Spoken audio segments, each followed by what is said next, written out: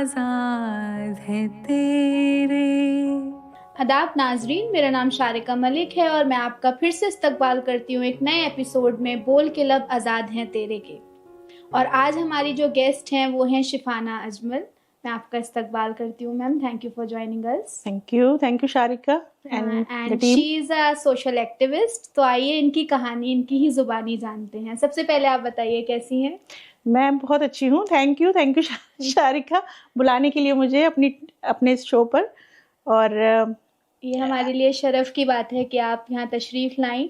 और आपका social activist ही नहीं, आप में खुद भी बहुत ज़्यादा एक्टिविज्म भी है और आप बहुत एक्टिव हैं माशाल्लाह। आपने लाइट कर दिया ये room. Honour. Thank you so much. तो सबसे पहले हम जानना चाहेंगे हल्द्वानी से दिल्ली का सफ़र।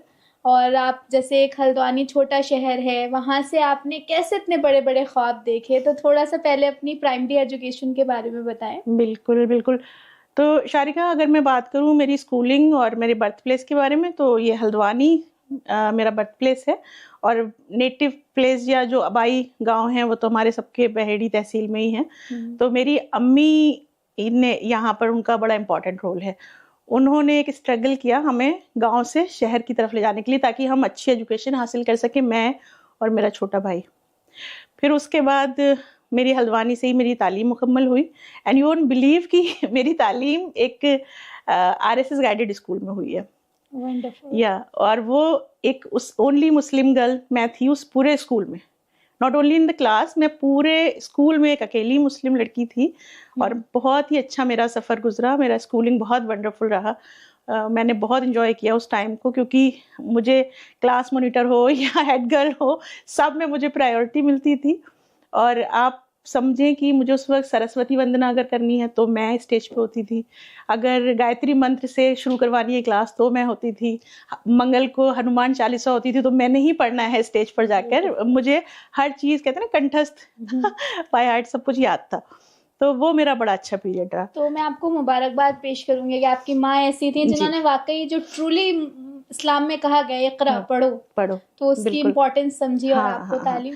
जब आप when you were growing up तो आपके आसपास क्या ऐसे ही माहौल था रिश्तेदारों में पढ़ाई का, या आपकी फैमिली एक एक्सेप्शनल थी? नहीं, मेरे रिश्तेदारों में अगर मैं कहूँ, मेरे फादर के जो ब्रदर हैं, बड़े दोनों भाई, उनके घर में बिल्कुल भी तालीम का कोई माहौल नहीं था। और वो मुझे मेरे घर में मेरी अम्मी को, मेरे अब्बा को भी यही फोर्स करते थे कि थोड़ा सा पढ़ा लो जितना कि काम आ सके बच्चों के, बस सर्वाइवल के लिए जितना ज़रूरी है।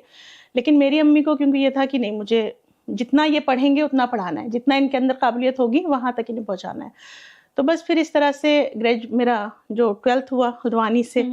और फिर क्योंकि मेरे फादर सऊदी अरब में उस वक्त जॉब करते थे, तो अम्मी ही हमें लुक आफ्टर करती थी। अम्मी और मेरा भाई था और एक छोटी बहन भी थी, बट मैं उसका जिक्र बहुत कम करती हूँ क्योंकि she is not in this world right now. तो फिर जो है सॉरी तो वहाँ से फिर मैंने जब ये डिसाइड किया कि मुझे अब हल्द्वानी से बाहर निकलना है। हालांकि मेरे पास बहुत सारे ऑप्शन नहीं थे कि मैं हल्द्वानी के एमबी कॉलेज में एडमिशन लूँ या नैनीताल में पढ़ूँ जाकर। और सब लोग चाहते भी थे कि अगर ग्रेजुएशन ही करना है तो फिर आप वहीं से करें। बट मैंने कहा नहीं, मुझे थोड़ा सा आगे बढ़ना है। और अलीगढ़ का क्योंकि मैंने कई बार सुना हुआ था, मेरे कुछ जानने वाले लोग थे जो वहाँ स्टडी करते थे, तो मैंने फिर MU का फॉर्म भरा समहाउ कैसे भी अरेंज करके। वो एक अलग ही तरह का स्ट्रगल था, कहाँ से फॉर्म लेना है, क्योंकि इतनी सारी ना ये कन्वीनियंस नहीं थी कि आप डाउनलोड कर लें। एक्सपोजर भी नहीं था, आपको पता भी नहीं था किस सब्जेक्ट में एडमिशन लेना है, क्या टॉपिक चूज करना है, मेडिकल में जाना है, इंजीनियरिंग में जाना है, या सिर्फ ऐसे ही कुछ भी कर लेना है। तो आपकी स्ट्रीम क्या रही थी उस वक्त? तो आर्ट्स मैंने ग्रेजुएशन किया, BA honours in philosophy and economics. तो मेरा सब्जेक्ट AMU जाकर एक नया आपको रनवे मिला। ऐसा लगा आपको कि आपकी ग्रोथ में AMU अल्हम्दुलिल्लाह। हाँ, ये जो 3 साल का पीरियड था ना, वो ज्यादा भी हो सकता था, बट मैंने ही 3 साल बस ग्रेजुएशन ही मैंने अलीगढ़ से किया। उसके बाद मास्टर्स का वो I will tell you later. तो ग्रेजुएशन की जर्नी तो इतनी अमेजिंग थी। 3 साल मुझे अलग अलग स्टेट के आए हुए लोगों से मुझे मुलाकात हुई। हालांकि अब्दुल्ला हॉल का आपको मालूम है, बिल्कुल एक लिमिटेड वहाँ की रीच है। आप बस गर्ल्स हैं और अच्छा सा एनवायरनमेंट होता है, बहुत ही हेल्दी। लिमिटेड रीच में भी आप मल्टी कल्चर एक एक्सपोजर मिल जाता है आपको, क्योंकि बिहार का बच्चा भी है, रियाद का बच्चा बंगाल का बच्चा भी है, रियाद का बच्चा भी है। बल्कि हमारे रूम से बराबर में ही 2 बच्चियां सऊदी अरब से वहां आकर ग्रेजुएशन कर रही थी।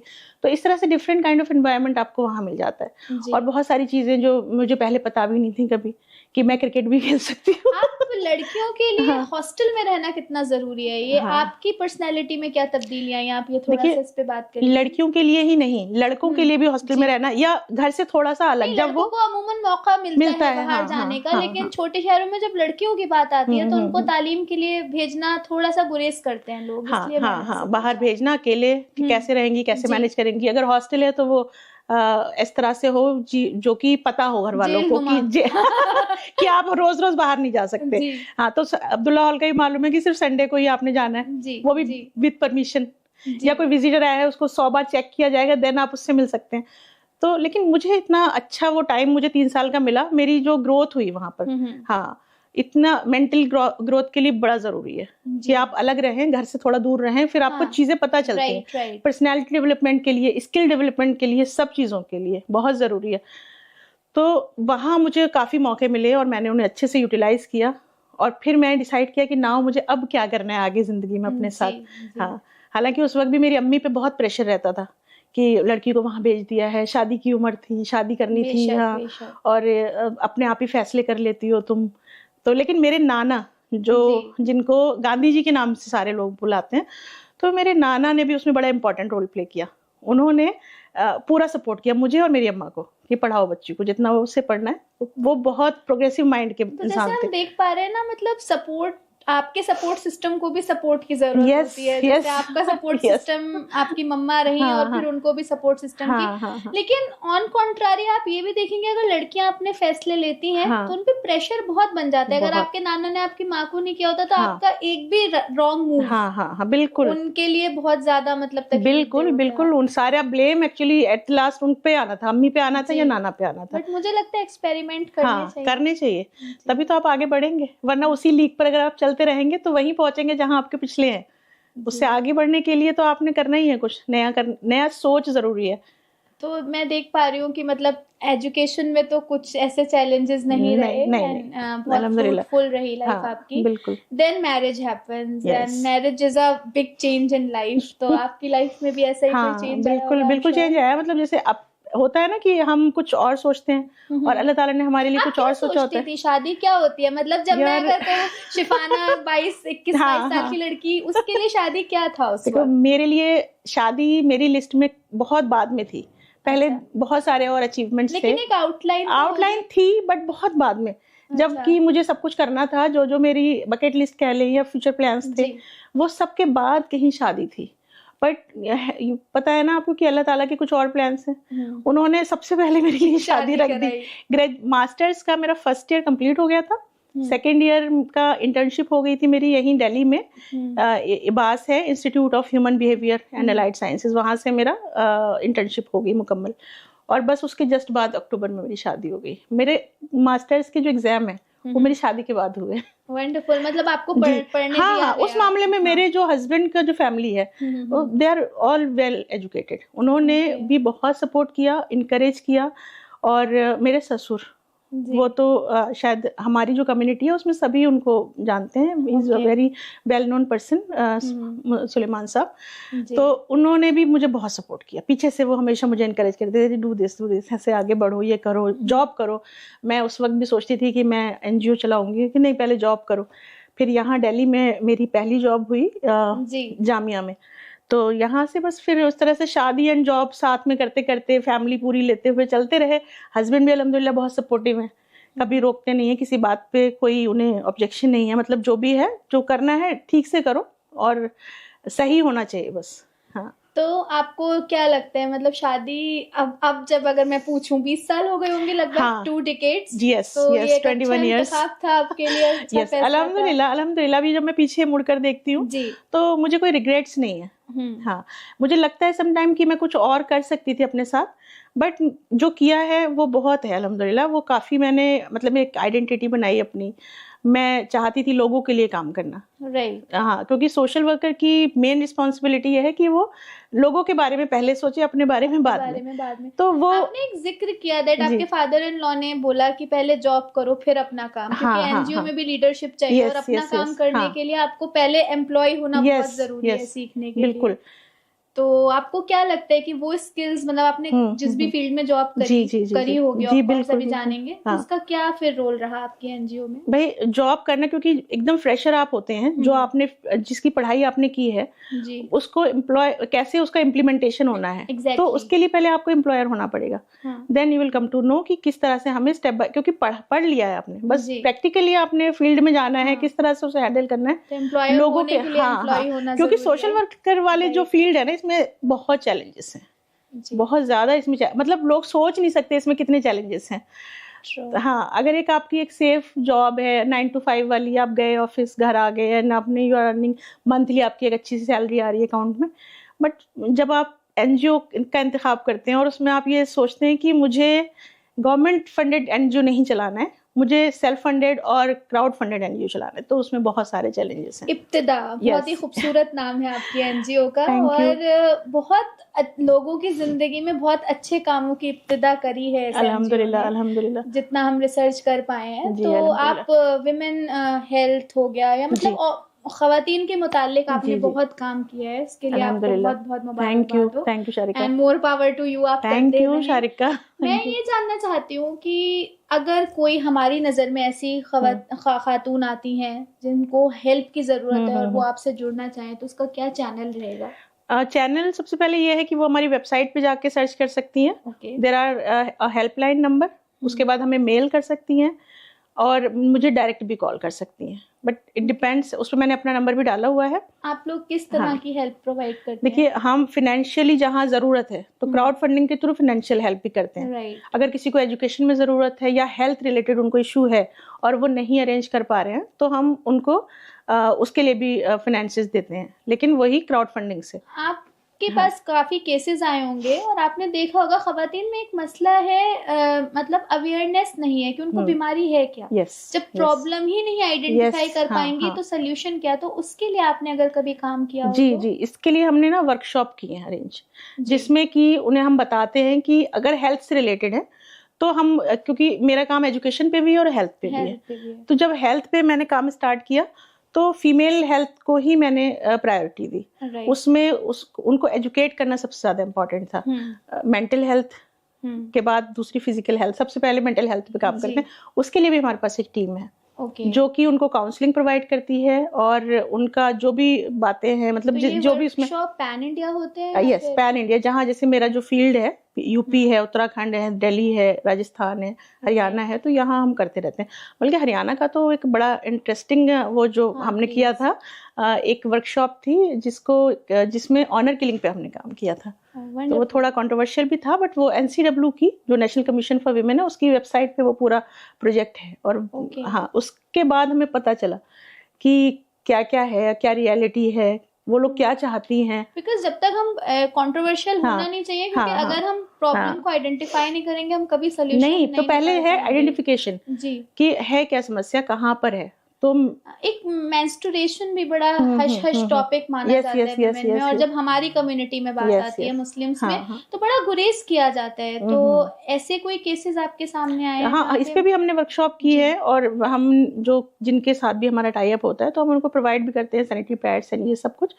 उसके बाद अवेयरनेस उन्हें बताते हैं पूरा कि किस तरह से पर्सनल हाइजीन का ध्यान रखना है, and if they are facing any problem. Personal hygiene में I want to add on कि आपकी हाइजीन नहीं, आप जैसे उसको करते हो, वो भी सिखाते हैं। ये 3 to 4 स्टेप की जो भी हमारी वर्कशॉप है ना, ये पूरा उसमें हम उनको गाइडेंस देते हैं। और ये तो मेरी यूपी में पीलीभीत में तो काफी हिट है, मतलब जब भी मैं जाती हूँ तो ये वर्कशॉप एक बार में जो मदरसा गर्ल्स हैं, क्योंकि देयर आर हॉस्टल्स ना, पीलीभीत में थोड़े मदरसे ज्यादा हैं और वहाँ हॉस्टल्स भी हैं, उनके साथ ये मेरी वर्कशॉप हमेशा होती है। वंडरफुल। यस, और जब मैंने उनको प्रोवाइड किया था तो उनमें से कुछ गर्ल्स तो ऐसी थी जिन्होंने कभी अपनी लाइफ में सैनिटरी पैड देखे ही नहीं थे। यस, तो और फिर ऐसे में जब लोग कहते हैं कि आप मेंस्ट्रुएशन कप यूज करिए, टैम्पून्स यूज करिए, तो शायद वो उतना तो बहुत नेक्स्ट लेवल नहीं देख पाएंगे।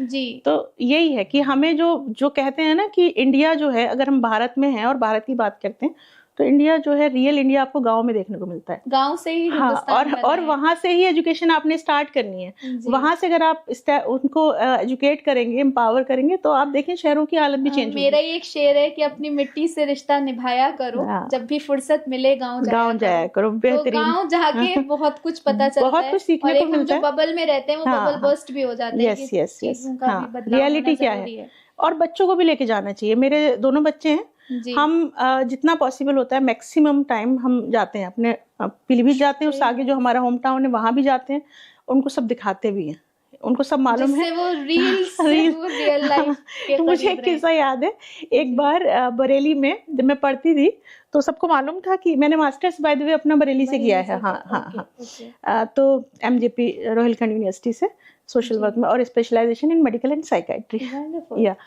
तो उसमें ना जो बच्चे आते थे तो वो शहर के भी थे, गांव के भी थे। जो पीलीभीत बरेली लोकल के जो बच्चे, एक लड़का मुझसे सवाल कर रहा है, अच्छा आप तो सब, क्योंकि हम फील्ड वर्क के लिए जाते थे ना, कम्युनिटी वर्क होता था, तो गांव में भी जाते थे। पता नहीं मतलब नाम पीर बहोड़ा, दैट वाज माय एरिया। हाँ, तो उसमें जाते थे, तो वो कह रहे तुम्हें सारा मालूम है कि गेहूं कब होता है, धान कब होता है, तो चावल कब होता है जी। अब वो उस चावल का सीजन था, धान का, धान लग रहा था, तो उससे कह रहा है इस पर चावल कब लगेंगे? चावल इस पर नहीं लगते हैं, इस पर धान लगता है पहले। तो पता ही नहीं है, मतलब यह हमें फसलों के बारे में नहीं पता है। और अच्छी बात ये होती है कि सब कुछ पता होना चाहिए, थोड़ा बहुत, मतलब बहुत डीप नॉलेज ना भी हो। आप किसानों का अगर देश जो आप खा रहे हैं, अगर आपको अपनी फूड साइकिल नहीं पता, फूड साइकिल आपको नहीं पता है जी, तो ये हाँ, आटा है तो गेहूं से बना है, और धान चावल है तो धान से। लेकिन आजकल मैं देखती हूँ मदर्स बड़ा ग्लोरीफाई करते हैं कि हमारे बच्चे को नहीं जानते कलर दाल, हाँ येलो दाल, पिंक दाल, तो ये बड़ा ग्लोरीफाई करती है। There is nothing to glorify। मतलब मुझे तो कई बार लगता है कि जो चीजें बेसिक जरूरत है, जैसे स्किल्स हैं बेसिक, कि खाना बनाना आना चाहिए, बच्चों को कपड़े धोना आना चाहिए, जेंडर स्पेसिफिक नहीं है। मेरे घर में अगर चाय एक बार अकबर बनाएगा तो एक बार सल्तनत बनाएगी। So you have to या हाँ, वंडरफुल। तो माशाल्लाह, तो जो है वो ये नहीं है कि सिर्फ सल्तनत ही, अकबर डस्टिंग कर रहा है तो अगर कभी ऐसी जरूरत पड़े तो अकबर डस्टिंग करेगा और सल्तनत कुछ और काम करेगी, इस तरह से। असल में इसमें भी मुझे लगता है जो इकोसिस्टम होता है उसका बहुत रोल होता है। क्योंकि जब मेरा भाई कभी मेरी हेल्प करता था मॉपिंग वगैरह में, तो इधर उधर वाले आके बहुत बोलते थे, आपका सराउंडिंग, पड़ोसी बहुत मैटर करते हैं कि रिलेटिव्स की सिस्टर क्यों नहीं कर रही है, अकेले ब्रदर क्यों कर रहे हैं। And one interesting fact is, इसमें आप क्या कहेंगे, अमूमन अगर मर्द काम करता है तो कहते हैं he is helping his wife. Yes, why? घर तो दोनों का घर है और जिम्मेदारियां दोनों की इक्वल है।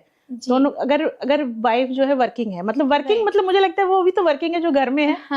हाउस वाइफ भी 24 आवर्स वर्किंग है। तो जो अगर दोनों कमा रहे हैं, अर्निंग दोनों कर रहे हैं, तो घर भी दोनों चलाए मिलकर। राइट, एक कटिंग कर रहा है तो दूसरा कुकिंग करे। तो ये है, इस तरह से अच्छी फैमिली चलती है।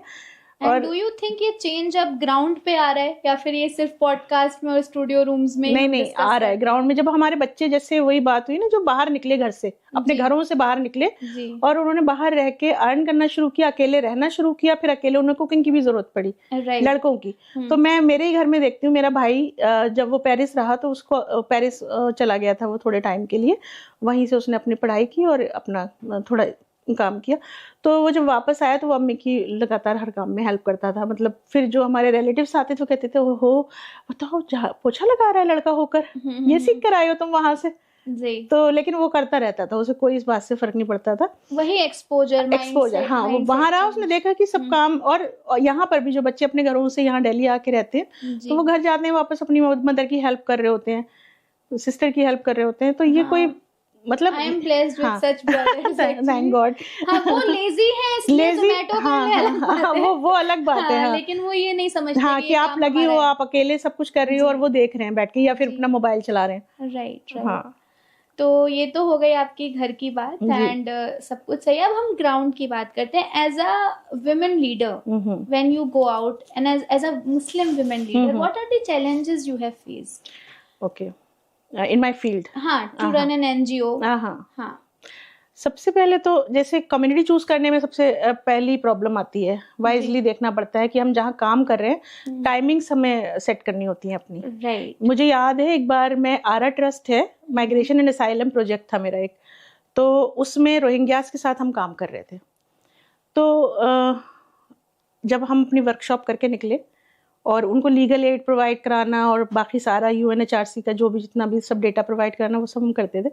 जब हम वहाँ से निकले तो एक कांस्टेबल हमारे पास आया एंड ही सेड, मैडम 5 बजे के बाद इस एरिया में मत आया करिए, it's not safe for you guys.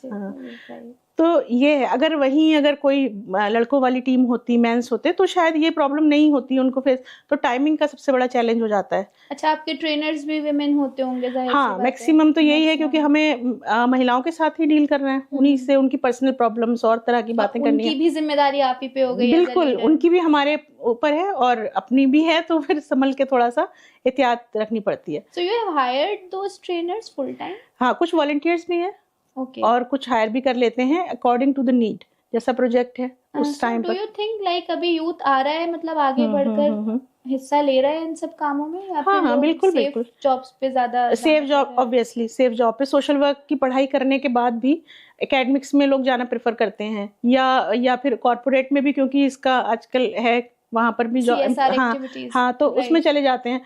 NGO या फिर एनजीओ जो ऑलरेडी एग्जिस्टिंग हैं, बड़े एनजीओस हैं, अजीम प्रेमजी फाउंडेशन है, वहाँ हजारों लोगों का हर साल होता है प्लेसमेंट, तो उसमें चले जाते हैं। तो वो थोड़ा सा है चैलेंजिंग। अपना काम करने से पहले ना 100 बार सोचना पड़ता है, रिस्क है। अगर जब तक आप रिस्क नहीं लेंगे तब तक आप नहीं कर सकते। आई थिंक आपका कोई मॉनेटरली बेनिफिट नहीं है? नहीं, मतलब आप इसलिए नहीं कर रहे हैं, तो इसलिए आप कर पा रहे हैं। यस। तो अल्हम्दुलिल्लाह, आई एम ब्लेस्ड कि मेरे हस्बैंड है, अच्छा अर्न करते हैं, तो मुझे इतना गैप मिल गया कि मैं जो है ये काम कर सकती हूँ। हाँ, वरना तो फिर मैं भी कुछ ऐसा देखती जिससे कि थोड़ी अर्निंग। फुल टाइम करना मुश्किल हो जाता है? फुल टाइम मेरे लिए मुश्किल हो जाता है, बट वहाँ टीम्स हैं, लोग हैं।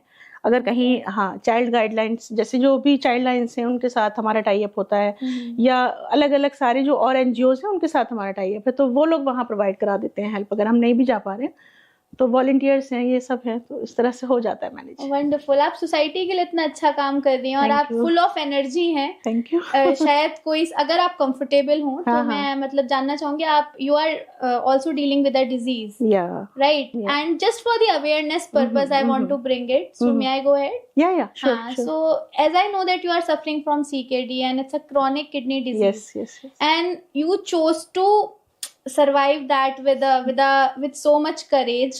So I just want to know कि आप कैसे, मतलब आपने उस जर्नी को देखो शारिका, एक तो अगर मैं बात करूँ, हम चलते हैं 15 साल पीछे जी। 2011 में, दैट वाज, जैसे कहते हैं ना, मेरे लिए बहुत ही मुश्किल साल था 2011। मार्च में मेरी सिस्टर की डेथ हुई, और due to medical negligence. Yes. उसके बाद उसी साल मेरी नानी का इंतकाल हुआ और मेरे ससुर का इंतकाल हुआ, और too many other things happened at this same year 2011 में। तो फिर और मुझे ये लगा कि मेरे ऊपर प्रेशर ज़्यादा है, तो मेरा बीपी फ्लक्चुएट हो रहा है और मेंटली मैं बिल्कुल स्टेबल नहीं हूँ। फिर मैंने कंसल्ट किया डॉक्टर से, अपना कुछ टेस्ट करवाया, मेरा कंटिन्यूसली बीपी हाई आ रहा था। तो जब टेस्ट करवाया तो इन 2012 स्टार्टिंग में ही आई फाइंड आउट कि मेरा जो क्रेटिनाइन है वो ऊपर है, और डायग्नोज हो गया, कंफर्म हो गया सारे अदर टेस्ट कराने के बाद कि my kidneys are not working properly.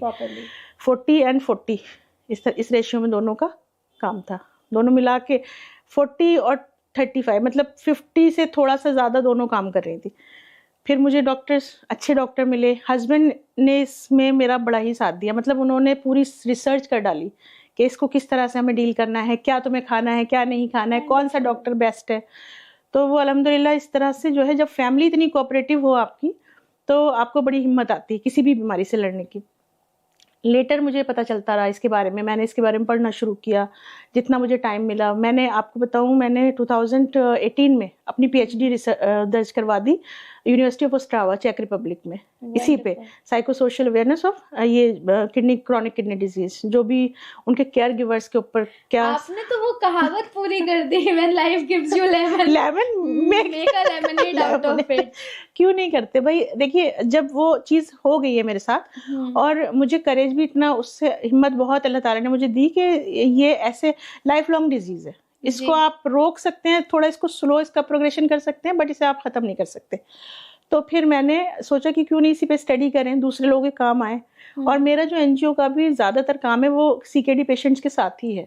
मैं किडनी पेशेंट के साथ ही पूरा उनको गाइड करना, काउंसलिंग करना, जो भी और काम मैं कर सकती हूँ जितना मैक्सिमम, वो मैं उन लोग के साथ करती हूँ। तो मेरे बहुत सारे क्लाइंट्स जो हैं वो किडनी पेशेंट हैं। तो मेरे हस्बैंड का इसमें बड़ा, सबसे पहले तो मैं उनको बड़ा थैंक्स कहती हूँ कि उन्होंने मेरी डाइट का पूरा ध्यान रखते हैं, मुझे क्या खाना है। अगर मैं बदपरहेजी कर रही हूँ या कुछ उस तरफ को जाती हूँ तो फ़ौरन वो मुझे नॉक करते हैं, अलार्म देते हैं। Very nice. तो फिर मैंने अपनी पीएचडी मुकम्मल की और बड़े लोग फिर मुझे पता चले। मैंने यूके किडनी, एक एनजीओ है यूके में, उनके साथ एसोसिएट किया। किडनी वेल्स है, उनके साथ एसोसिएशन की। फिर मैंने इंडिया में सोचा कि मैं इस पर काम करूँगी और क्या मुझे करना है। सबसे ज़्यादा मसला आता था किडनी पेशेंट जो है उनकी जो 4th स्टेज के बाद या 5th के बाद डायलिसिस, हाँ वो बढ़ रहा है। और डायलिसिस, अब डायलिसिस हर कोई अफोर्ड नहीं कर सकता। जब तक आपका ट्रांसप्लांट नहीं होगा, जब तक आपको डायलिसिस कराना है। डायलिसिस भी महंगाई, भाई 2500 पे भी अगर है कहीं, 2000-2500 भी उसकी कॉस्ट है। और वो वीक में आपको 3 बार करवाना है। तो और एक बंदा जो घर का हेड कमाने वाला है वो आपके साथ ही लगा हुआ है, क्योंकि आपको लेकर जाना है वापस। तो वो फिर कमा कौन रहा है घर में। तो हमने सोचा कि हम प्रोवाइड कराते हैं लोगों को फ्री डायलिसिस, किसी तरह से मैनेज हो सके। तो अल्हम्दुलिल्लाह हम एक फ्री डायलिसिस का भी हमने एक टीम बनाई हुई है और जो भी ज़रूरतमंद है वेरीफाई करके हम उनको जितना भी हो सकता है अपने पास से करवा देते हैं। आपका एनजीओ का वेबसाइट जरूर अटैच करेंगे, बिल्कुल। हाँ, ऐसे बहुत से लोग होते हैं हाँ, जिनको ज़रूरत है। कम से कम अगर हम उन्हें कुछ भी नहीं दे सकते, गाइडेंस दे सकते हैं, उन्हें बता सकते हैं उन्हें क्या करना है। क्योंकि मुझे लगता है रोटी कपड़ा मकान के आगे भी बहुत सी जरूरत है जो आज के दौर में बहुत मुश्किल से पूरी हो पाती है। अच्छा शारिका, इसमें क्या होता है कि फीमेल और मेल का रेशियो बहुत डिफरेंस है। अगर आपका क्रेटिनाइन है 2 एंड मेल मेंबर का क्रेटिनाइन भी 2 है, तो वो कम रिस्क पे, आप ज्यादा रिस्क पे। हाँ, आपका जीएफआर बहुत लो है, उस टाइम आपका जीएफआर दिखाएगा 15 to 20, उनका दिखाएगा 20 to 25। तो इसलिए औरतों को इसमें थोड़ा अपना ज्यादा ध्यान रखना है डाइट का। और बदपरहेजी का मामला तो ये है, जहाँ गोलगप्पे दिखेंगे तो वहाँ नजर जाएगी। मुश्किल है, राइट। परहेज करना सबसे मुश्किल काम है। और सीकेडी में आधी बीमारी आपकी परहेज से कंट्रोल हो जाती है, अगर वो बहुत ज्यादा एडवांस स्टेज पे नहीं है और या किडनी में और कोई प्रॉब्लम नहीं है, सिर्फ आपकी किडनी एक चीज मैंने और देखी है, बिकॉज मैंने भी अपने घर में पेशेंट्स देखे हैं कि सीकेडी में मतलब हम अक्सर क्रेटिनिन पे ही फोकस करते रह जाते हैं, बाकी केएफटी मतलब पोटेशियम वगैरह मैनेज नहीं कर पाते। आप भी कुछ ऐसा बता रही थी, तो उस पर एक बार रोशनी डालें। वो तो है, लेकिन हमें पूरी रिपोर्ट अपनी, इसीलिए पूरी रिपोर्ट को एनालाइज करना होता है। और पोटेशियम, सोडियम, मैग्नीशियम, इसका बिल्कुल रेशियो प्रॉपर अगर आपका रहेगा, क्योंकि अगर ये आपका ऊपर नीचे हो रहा है तो समझ लीजिए आप हार्ट रिस्क पे बहुत हैं। आपको मैक्सिमम चांसेस हैं हार्ट अटैक होने के। किडनी आपकी भले ही वो 40% पे काम करती रह जाए, लेकिन आपका हार्ट अटैक आपको 100% होगा। तो ये बहुत जरूरी है। आपके और वाइटल्स भी आपको सारे प्रॉपर रखने हैं पूरा। सबसे पहले तो ब्लड टेस्ट करा लिया करें दोस्तों। और सबसे पहले आप ब्लड टेस्ट करवाएं। और मेरा सजेशन है केएफटी, एलएफटी जरूर आपने कराना है उसमें। तो हमारा एपिसोड देख के कोई 2 लोग भी ब्लड टेस्ट करा ले, बिल्कुल, तो ऑफ कोर्स। और उसको भी बहुत ध्यान से आपको ऑब्जर्व करना है। वंडरफुल। तो काफी इंफॉर्मेटिव सेशन रहा ये, और मेरी बहुत दुआएं हैं आपके साथ। थैंक यू आप अच्छा काम करें इंशाल्लाह। बस आपसे एक आखिर में वाइंड अप के लिए मैं यही क्वेश्चन पूछूंगी कि कोई बच्चा आपको सुन रहा हो, अक्सर मैं पूछती हूँ ये अपने गेस्ट से कि कोई लड़की अगर आपको सुन रही हो पिलभीत में या कहीं किसी वर्कशॉप में, तो आपका क्या मैसेज रहेगा उनके लिए? बस कोई भी बेटा बेटी, लड़का लड़की जो भी सुन रहा है, जी। हाँ, तो बेटा आगे बढ़ो, लाइफ में बहुत कुछ है करने को। अल्लाह ताला ने आपको इंसान बनाया है और एक ही लाइफ का वादा किया है। तो आपने पेड़ की तरह अपनी जड़ें वहीं फिक्स करके नहीं रहना है, आगे बढ़ना है। और ट्रैवल करिए, अपने आप को एजुकेट करिए, आगे बढ़ते रहिए। और अगर आप एक सजेशन तो एजुकेशन के बाद, अगर आप पढ़ सकते हैं पढ़िए और खूब मेहनत करिए। जितनी आप मेहनत करेंगे उतना अच्छा फल आपको मिलेगा जिंदगी में। जो आपको अचीव करना है, कभी भी होपलेस मत होइए कि ये बहुत दूर है, मैं नहीं कर सकता। सबको चांस भी मिलता है, बस ये है कि मेहनत के लेवल्स हो सकता है सबके अलग हो, स्ट्रगल सबका अलग होता है। दूसरा, एजुकेशन आप हासिल करिए, खूब आगे बढ़िए। दूसरा, ट्रैवल जरूर करिए। जब आप ट्रैवल करते हैं तब आप देखते हैं दुनिया कितनी खूबसूरत है, अल्लाह ताला की बनाई हुई दुनिया कितनी हसीन है, कितनी वैरायटी के लोग आपको मिलेंगे, कितनी तरह के लोगों से, चीज़ों से आपका सामना होगा। और उतना ही ना आपका ये जहन खुलेगा। फिर आप जजमेंटल कम हो जाते हैं, बहुत कम। हाँ। जितना आप घूमते हैं, अलग अलग तरह के लोगों से मिलते हैं, आप फिर लोगों को जज करना बंद कर देते हैं, क्योंकि टॉलरेंस आ जाता आपका है जो कहते हैं ना, जैसे मेंढक जब तक कुएं में है उसको लगता है दुनिया बस उतनी ही है, है ना। बाज बन के उड़िए, अल्लाह तक पंख फैलाइए और अपनी उड़ान को तभी शायद अपने यहाँ कहे कि चीन तक भी जाना पड़े पढ़ने के लिए। तो बहुत बहुत अच्छा लगा आपसे बात कर और बहुत ही फ्रूटफुल सेशन रहा। Thank you so much for joining. नाजरीन, आप सब सुन रहे थे शिफाना अजमल को। अगले एपिसोड में फिर मुलाकात होगी किसी नए गेस्ट के साथ। तब तक के लिए ख्याल रखें। शुक्रिया।